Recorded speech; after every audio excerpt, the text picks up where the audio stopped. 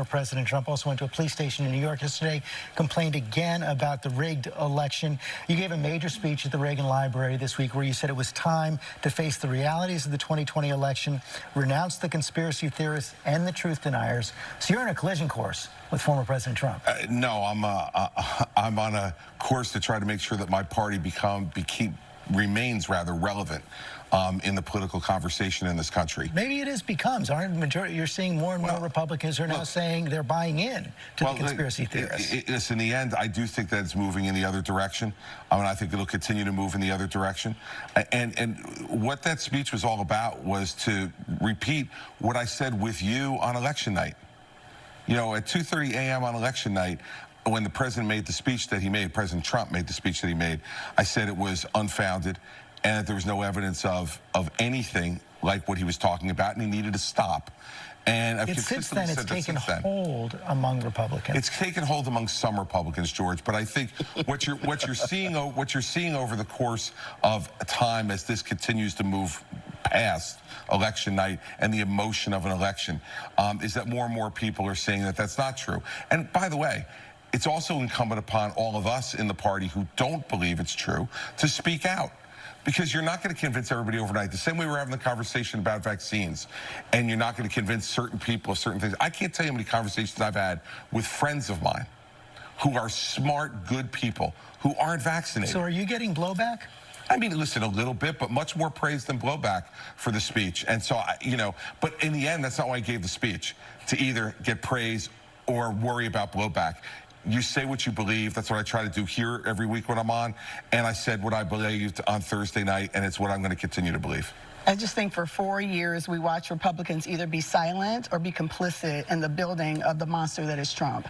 And even post-Trump, there are still Republicans who are bolstering him, supporting him. So I feel like too little, too late. The reality is real leadership is stepping up to the man at the time he was in the seat and saying that we won't budge. And there was none of that. And unfortunately, I don't know what the future of the Republican Party is. There's so many folks who are now swinging closely. We think about the 47 states that have legislation trying to keep people from voting based on the big lie that we know was not true. We think about January 6th and the insurrection that happened on the structure of democracy itself and democracy. And there are Republicans who don't want to have an investigation into that. So this Republican Party is way far gone, and unfortunately, too little, too late. George, hold on. I want to get another Republican perspective here from Sarah. You know, there's saying debate there.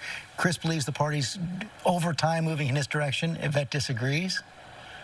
I think that perhaps we will finally see what we didn't get to see in 2016, where there were 17 candidates, nobody dropped out so that you could have the one-on-one versus Donald Trump.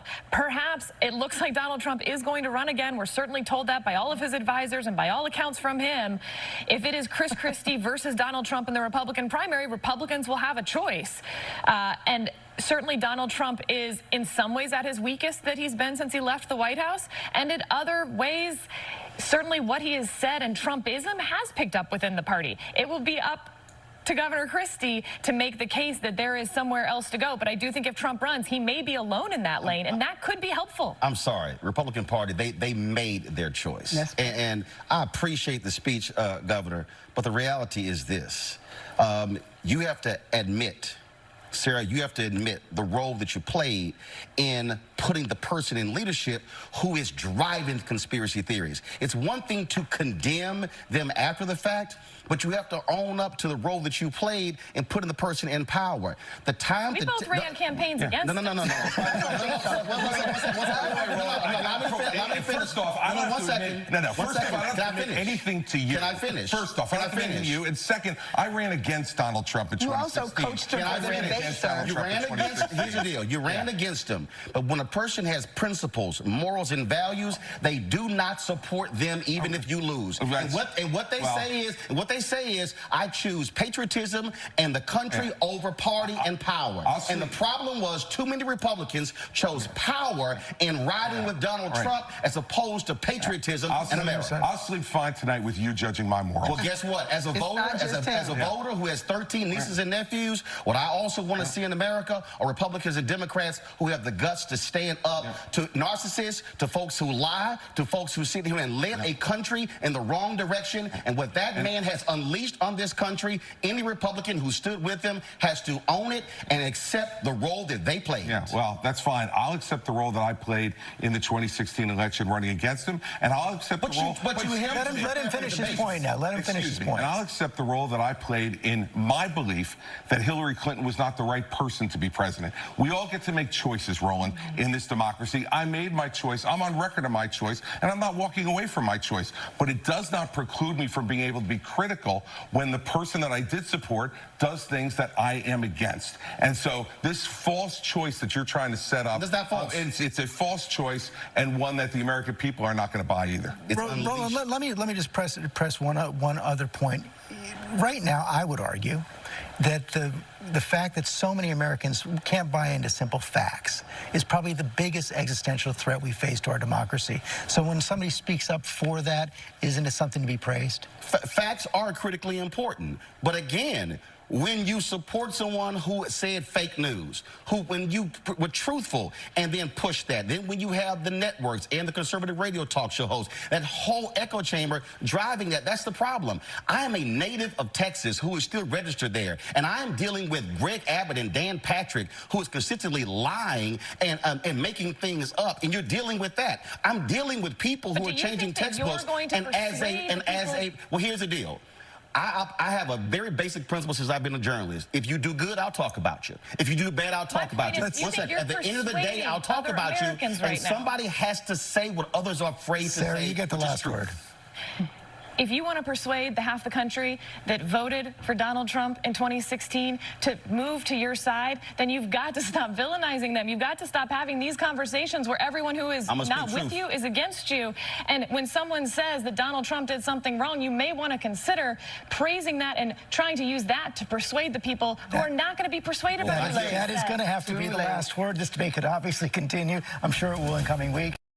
Hello, I'm Isaac Hayes III, founder and CEO of Fanbase, and I'm here with a very important message. We are at a turning point in the Black community where we must have equity in the apps we use that scale to billions of dollars. But this time, we own the infrastructure, we own the culture, and we shape the future. And Fanbase is the future. Fanbase combines the free functionality of Instagram, TikTok, and YouTube into an all-in-one platform built for the evolution of social media and monetization. With over 1.4 million users, that's real proof that we are shifting the conversation of tech ownership and equity for creators. So right now, I want you to go to startengine.com/fanbase and invest today. The minimum to invest is $399. That gets you 60 shares of stock in Fanbase at $665 a share. This marks a turning point in Black ownership of social media. If we don't take this opportunity to own social media right now, we will always be customers to our own creations. And that can't go on. So once again, go to startengine.com/fanbase and invest today. We must own the platforms where our voices live, our stories matter, and where our culture drives the world. Thank you.